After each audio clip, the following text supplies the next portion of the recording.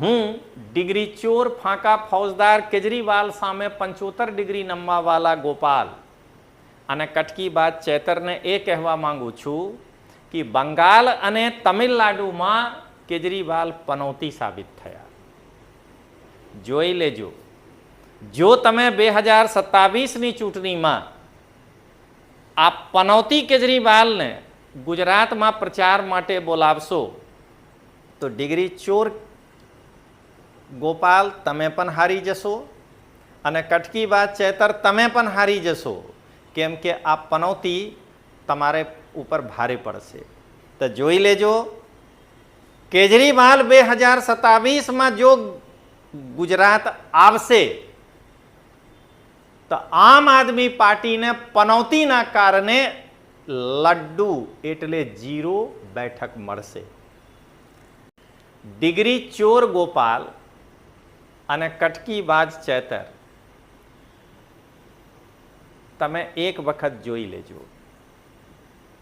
કેજરીવાલ પનોતી હતા અને છે એ દીદીને ખબર હતી, કેમ કે દીદી બંગાળમાં કેજરીવાલ સાથે કઈ સભામાં સ્ટેજ શેર કર્યા નથી. આટલા કારણે દીદીના ઇજ્જત બચી ગઈ. જો દીદી કેજરીવાલ રૂપી પનોતી સાથે સ્ટેજ શેર કર્યા હોત તો મને લાગે છે કે દીદીને એટલી બેઠક મળ્યા હોત જેટલા બેઠક કેજરીવાલને દિલ્હીમાં મળ્યા છે. એટલે 25 થી 30 બેઠકમાં દીદી સમટાઈ ગઈ હતી. તો દીદી ચાલાક હતી, એના કારણે દીદી સ્ટેજ શેર નથી કરી. ડિગ્રી ચોર કેજરીવાલ સામે 75 ડિગ્રી નમવાવાલા ગોપાલ અને કટકીબાજ ચેતર તમે જોઈ લે. કેજરીવાલ દિલ્હીના ચૂંટણીમાં પોતે પનોતી બનીને પોતાના સીટ હારી ગયા. ત્યાર પછી કેજરીવાલ બંગાળમાં દીદીના ચૂંટણી પ્રચારમાં ગયા. દીદી ભવાનીપુરથી ચૂંટણી હારી ગઈ.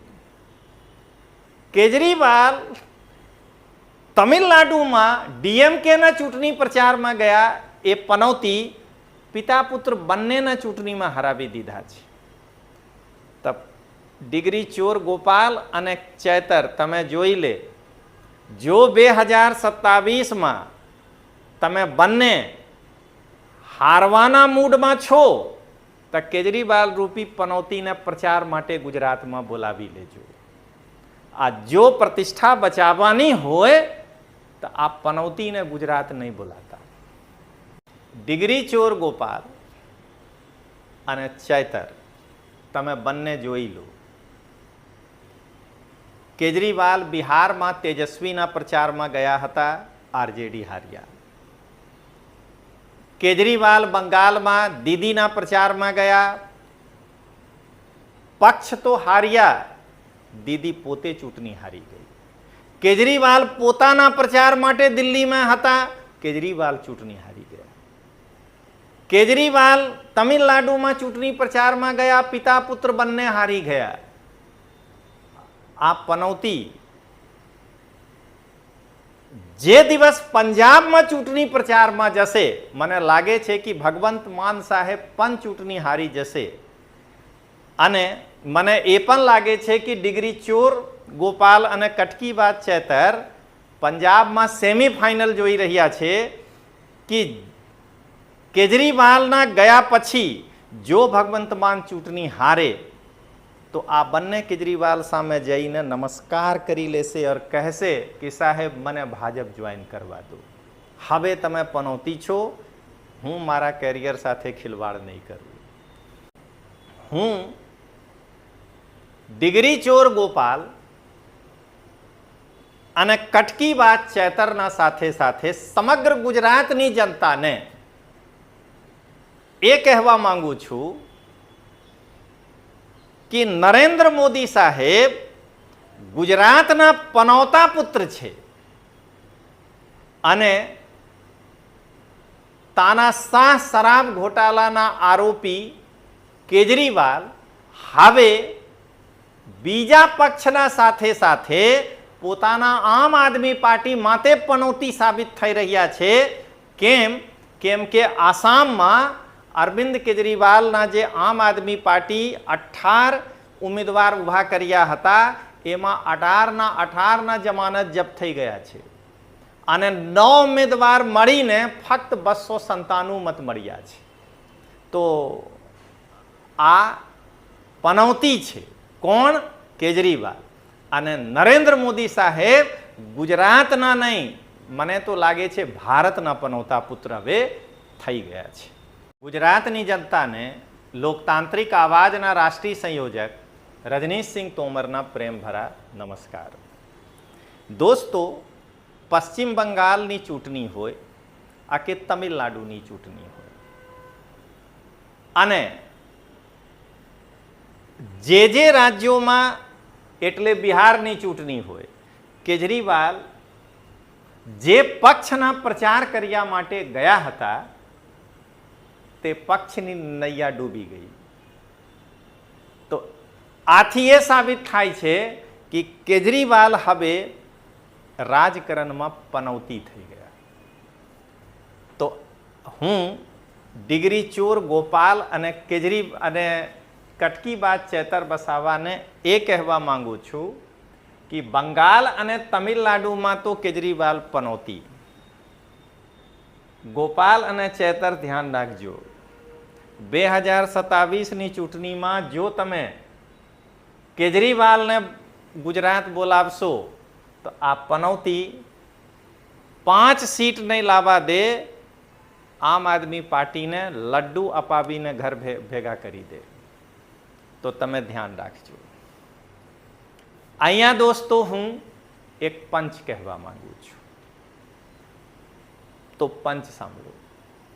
હું ડિગ્રી ચોર ફાંકા ફૌજદાર કેજરીવાલ સામે 75 ડિગ્રી નમવાવાલા ગોપાલ અને કટકી બાદ ચેતરને એ કહેવા માંગુ છું કે બંગાળ અને તમિલનાડુમાં કેજરીવાલ પનૌતી સાબિત થયા. જોઈ લેજો. જો તમે 2027ની ચૂંટણીમાં આ પનૌતી કેજરીવાલને ગુજરાતમાં પ્રચાર માટે બોલાવશો તો ડિગ્રી ચોર ગોપાલ તમે પણ હારી જશો અને કટકી બાદ ચેતર તમે પણ હારી જશો. કેમ કે આ પનૌતી તમારે ઉપર ભારે પડશે. તો જોઈ લેજો, કેજરીવાલ 2027માં જો ગુજરાત આવશે તો આમ આદમી પાર્ટીને પનૌતીના કારણે લડ્ડુ એટલે 0 બેઠક મળશે. મેં અહીંયા હું એક દાખલા આપવા માંગુ છું. કેજરીવાલ પનૌતી છે અને હતા એ દીદીને ખબર પડી ગઈ હતી. કેવી રીતે? તો તમે વિડીયો જુઓ. કેજરીવાલ જ્યારે બંગાળમાં ચૂંટણી પ્રચારમાં ગયા હતા તો દીદી કેજરીવાલ સાથે સ્ટેજ શેર કર્યા નથી. તો મને લાગે છે કે એના કારણે દીદીના ઇજ્જત બચ્યા કે 80 થી 90 સીટ આવ્યા.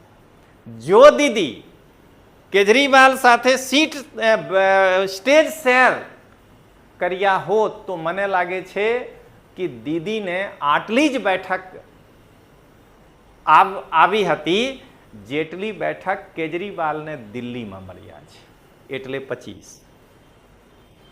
હું અહીંયા પંચ કહેવા માંગુ છું. ડિગ્રી ચોર ગોપાલ અને કટકી બાજ ચેતર તમે એક વખત જોઈ લેજો. કેજરીવાલ પનૌતી હતા અને છે એ દીદીને ખબર હતી. કેમ કે દીદી બંગાળમાં કેજરીવાલ સાથે કઈ સભામાં સ્ટેજ શેર કર્યા નથી. આટલા કારણે દીદીના ઇજ્જત બચી ગઈ. જો દીદી કેજરીવાલ રૂપી પનૌતી સાથે સ્ટેજ શેર કર્યા હોત તો મને લાગે છે કે દીદીને એટલી બેઠક મળ્યા હોત જેટલા બેઠક કેજરીવાલને દિલ્હીમાં મળ્યા છે. એટલે 25 થી 30 બેઠકમાં દીદી સમટાઈ ગઈ હતી. તો દીદી ચાલાક હતી, એના કારણે દીદી સ્ટેજ શેર નથી કર્યું. ચેતર અને ગોપાલથી હું એ કહેવા માંગુ છું કે કેજરીવાલ કેવા પનોતી છે તમે આ જુઓ.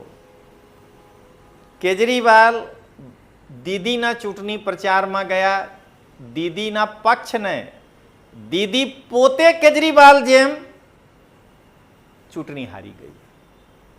દીદી સ્ટાલિન પાસે કેજરીવાલ સ્ટાલિનના પ્રચારમાં ગયા, પિતા પુત્ર બંને ધારાશાયી, પક્ષ નહીં પિતા પુત્ર બંને હારી ગયા કેજરીવાલના તરીકે. હવે ભગવંત માન બચ્યા છે. તો હું કેજરીવાલને પનોતી ગણું છું. તો મિત્રો અહીંયા હું એક પંચ કહેવા માંગુ છું. ડિગ્રી ચોર કેજરીવાલ સામે 75 ડિગ્રી નમવાવાળા ગોપાલ અને કટકી વાત ચેતર તમે જોઈ લે. કેજરીવાલ દિલ્હીના ચૂંટણીમાં પોતે પનોતી બનીને પોતાના સીટ હારી ગયા. ત્યાર પછી કેજરીવાલ બંગાળમાં દીદીના ચૂંટણી પ્રચારમાં ગયા, દીદી ભવાનીપુરથી ચૂંટણી હારી ગઈ. કેજરીવાલ તમિલનાડુમાં ડીએમકેના ચૂંટણી પ્રચારમાં ગયા, એ પનોતી પિતા પુત્ર બંનેના ચૂંટણીમાં હરાવી દીધા છે.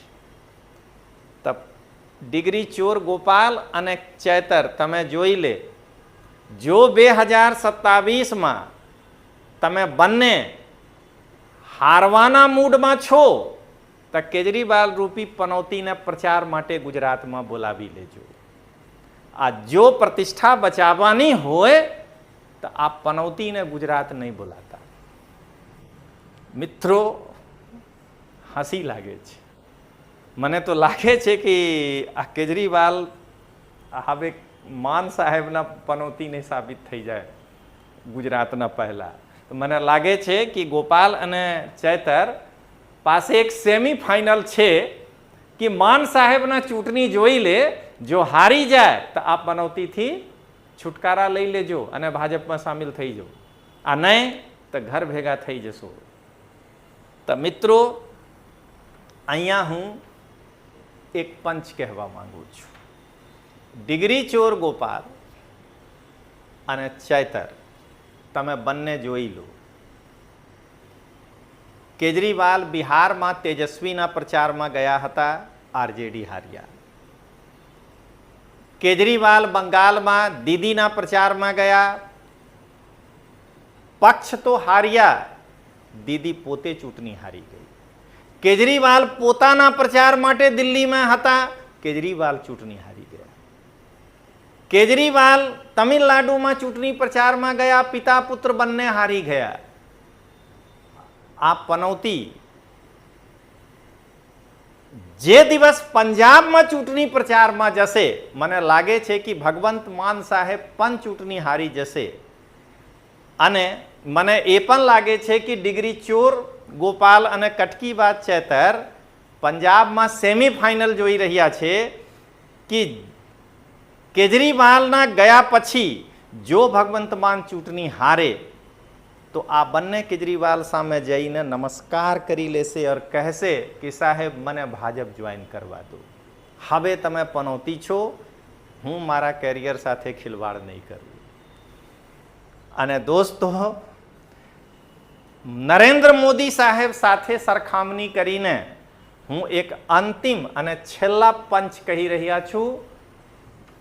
એ ગોપાલ અને ચેતર ધ્યાન દોરજો.